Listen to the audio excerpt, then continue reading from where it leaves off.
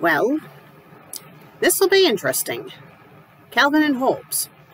I'm not sure if Meg ever reviewed a Calvin and Hobbes fan fiction. I don't think she did. I'm not sure if there's lots of Calvin and Hobbes stories, but today we're going to be reviewing one. And it's one that I have to read out loud. Oh boy, at least it's short. It's only 700 words, well, a little over 700 words. Right, for those who missed the last episode, the creator decided to change up the rules a bit on this series, because I got a little snippy with her. She made it so that any bad story that is under 3,000 words, I have to review out loud. Well, read and review out loud. Now, saying bad, it could be, you know, the layout of the story is bad, or the spelling and grammar is bad, or the story itself is bad, or a combination of the few. Might even qualify for bizarre stories, I don't know, but all I know is that any bad story that is under 3,000 words, I have to read out loud. At least today's review is going to be short. And anything is better than what I read last time, because that, oh my god, oh my god, oh my god, oh my god, oh my god. And I have a sneaking suspicion I will be revisiting that author. I'm not looking forward to it. So, this story is called A Life Spared by Weavergirl. Interesting author name. Summary: in dedication to those who were lost in the Newton shooting, set in Calvin's point of view. Please don't faint. Oh, it's a story about a school shooting. The state that this country is in is utterly ridiculous, and this was written back in 2012. It's 2022, and this is still going on. In fact, it's gotten worse. I don't get it, you know. I don't regret moving to this country, obviously, because if I hadn't moved to this country, I never would have met Meg. But, you know, aside from that, you know, it's a very beautiful country, but my god, it's so bloody fucked up. It's so fucked up. And it's very hypocritical, too. That's just my opinion. But anyway, we're not talking politics or about this country, we're talking about this story. So, one thing that tells me already that this is going to be a headache to read is the layout of the story. Take a look.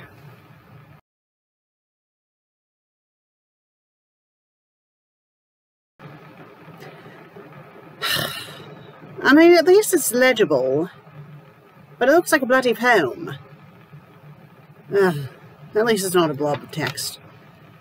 And at least it's not listed like a very bad script like the last one was, but I digress.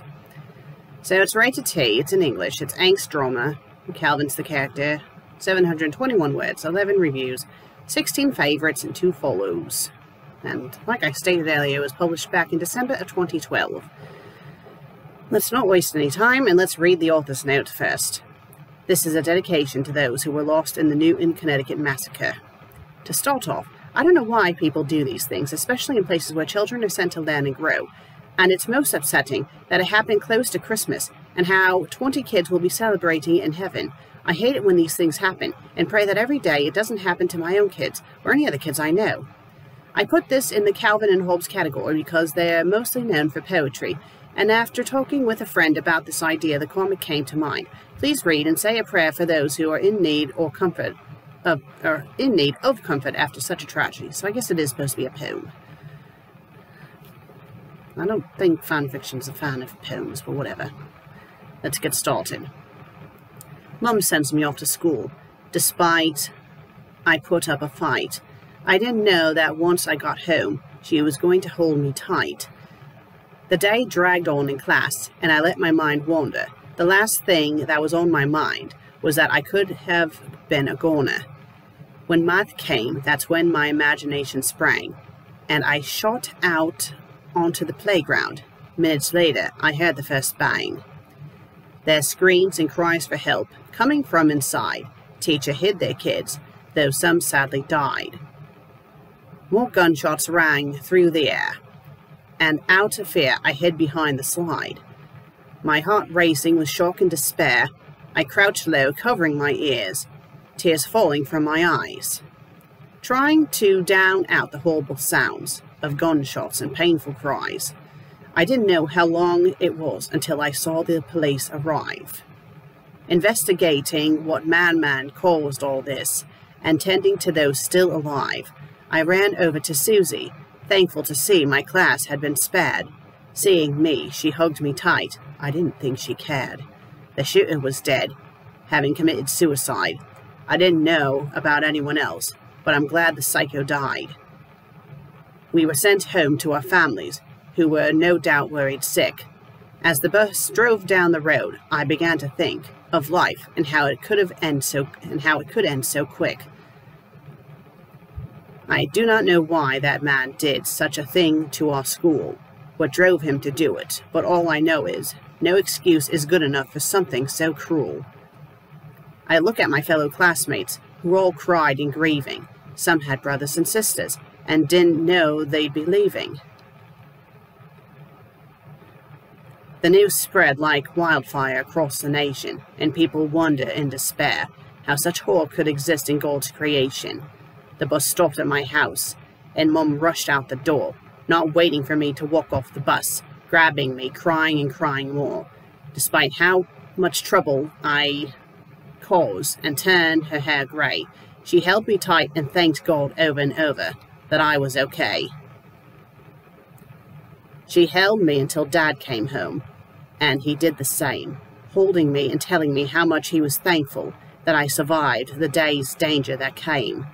They allowed me to sleep in their bed that night, still worried about my well-being. And I took the offer, for my heart was still filled with fright. My tiger curled up beside me, also happy to see that his best friend in the world made it through the tragedy. As I slept that night, I began to think deep thoughts about how much my family really meant to me and how I would be if they were lost. I held my friend tight, snuggling close to my mum and dad, thinking about the parents who lost their kids, knowing they were facing a merciless level of sad. The presents they had bought for their daughters and son, never to be opened that Christmas morning, for they were some of the lost ones. I cried in my sleep, thankful for being saved, and given the chance to see another day, and spared from a premature grave. I will remember this day as long as I live. And now I realize it's true when they say, you don't know what you've got until it's gone. Okay, I am breaking character.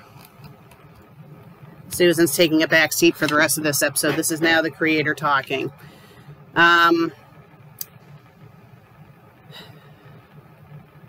don't know why this was requested to me, to be honest, because it's, well, first off, it's a poem. It's not a fanfic. It's a poem. And it's relevant to what's been going on in today's society, but this is not a fanfic. Do not send me stuff like this in the future, please. Thank you. With that said, it wasn't bad. I mean, there were some parts of it where, as a poem, it didn't really flow well because, you know, it would have a good start and then, you know, like having it rhyme every other word, and then it would just kind of change after a while. But then again, I might be wrong about that. I haven't read poetry in quite a while, but there were parts of it where it didn't really flow that good. But, you know, aside from that, it was a good, you know, it was good overall. That's another reason why I don't know why this was sent my way, because this isn't a bad, I mean, it's not a fanfic, so no matter what this, I mean, it's in fanfiction.net, but I'm sorry, I don't consider this a fanfic. It hits hard, though, because, you know, this was written back in 2012, and we did recently have a very horrendous school shooting down in Texas, where a lot of children died, a few teachers died, and the law enforcement took 40 freaking minutes to finally do something. Like, they entered the building right after the gunman, but then they were farting around for 40 minutes not doing anything to save the kids. So, it's rather sad that, you know, 10 years after this story was written, almost 10 years after the story was written, we still have these school shootings happening, and it just doesn't stop. And it's not just school shootings. You're hearing of shootings. I swear it's like every few days you're hearing about another massive shooting, and it, you know, it's ridiculous. It's ridiculous. But I digress. So yes, like I said before, I will still post this episode, but do not request stories like this again. Any requests that I get like this again, I will flat out ignore. Send me actual fan fiction, not poetry. Actual stories. Because, you know, I really, the only way this was technically considered a fan fiction was because he makes a mention of his pet tiger, but, you know, aside from that, it wasn't a fanfic.